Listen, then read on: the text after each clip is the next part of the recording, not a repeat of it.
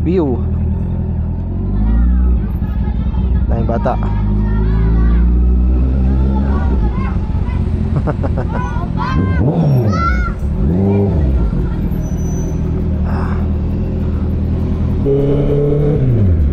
Isang magandang Sabado ng tanghali na naman sa inyo. Welcome sa ating panibagong YouTube video. Panibagong araw, panibagong aral. Welcome ulit sa ating channel kung saan nagsishare tayo ng mga natututunan natin gabi-gabi sa pagbabasa ng Biblia. Medyo mainit ngayon. Sabi sa balita kahapon, medyo magiging maulan daw sa bansa. Actually kagabi ang lakas ng ulan, pero saglit-saglitan lang. Tapos ngayon maaraw na naman, kaya nakapagmotor tayo. Yes. Ako ay i-share sa inyo ng aking natutunan kagabi. Sobrang iksi lang to and danggaling kasi parang lahat ng topic natin so far simula nung January 1. Ngayon pala is January 4 na, no? So pang-apat na araw na natin. Hopefully makumpleto natin yung ilan ba? 365 o 366 days ng 2025. Makagawa tayo ng videos. Ayan. So yun, nakakatuwa kasi halos lahat ng topic natin simula January 1 ay magkaka-connect, no? Pwedeng related sa isa't isa. So kung di nyo pa napapanood yun, ilalagay kayo mga videos dyan sa taas. Click nyo na lang. And ngayong araw, ang may share ko sa inyo ay all about new vision. Ayan. So yung verse natin ay from the book of Isaiah chapter 43 verses 18 to 21. Okay, so ang nangyari lang naman dyan, yung Israelites matagal nang stuck sa Babylonian captivity.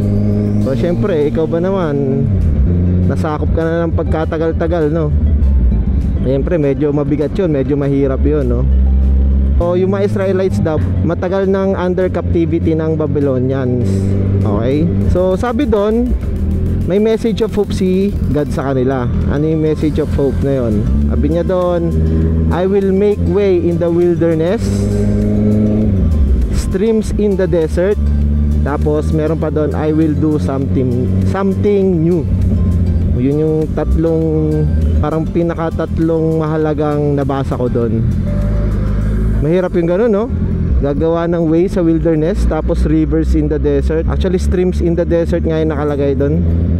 Tapos I will do something new. Yun yung parang message of hope sa mga Israelites. Ang message na gusto kong i-share sa inyo is, kung meron man kayong pinagdadaanan ngayon na mahirap, di ba? In connection dun sa na-share ko na this past few days, kung meron man kayong pinagdadaanan, nung una, ang sabi ko, piliin nyo maging masaya, no? Find joy in everything. Uy, grabe yun, no? Uy, find joy in everything. Ayan, yan yung sabi ko noon. Tapos sinabi ko rin na si Lord talagang nakahanda yan na tumulong. Si Lord ay may plano. Si Lord ay able, ayan, para tulungan ka. Ngayon naman, kung dumadaan tayo sa mga trials, sa matinding challenges, ibahin natin yung vision natin. Maging positive tayo, no? Kasi sabi nga ni Lord, kaya na sinabi niya sa mga Israelites, yung message of hope niya, He will do something new.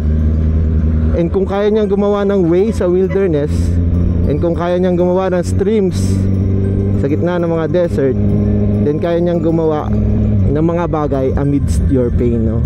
Kailangan lang talaga natin is mag-build ng faith, mag-build ng trust sa Kanya na He will do something.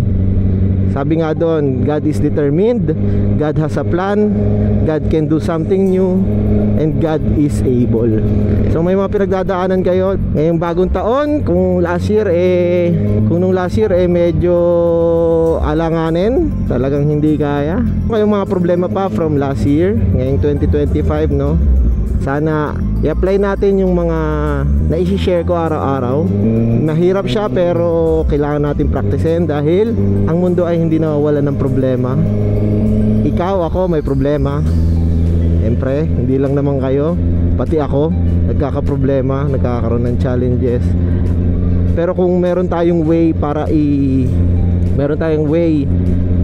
para baguhin yung vision natin sa buhay, maging positive tayo kay God at manampalataya tayo, magkaroon tayo ng faith and trust na may gagawin siya sa buhay natin, why not, diba? Libre lang naman yon, walang bayad. Ayan o, kailangan mo lang is maniwala at manampalataya. So yun, new vision this 2025. New vision this 2025, stay positive sa lahat ng mga bagay-bagay, and maniwala kayo na si Lord ay may ginagawang bago sa buhay nyo. He is able, He is determined, and He will help you through all your problems and challenges, no? So yun lang, maraming salamat sa pakikinig. Hanggang sa muli, bukas ulit. O kayang i-share ko bukas. Kita-kits bukas. Ingat kayo, ride safe, and God bless.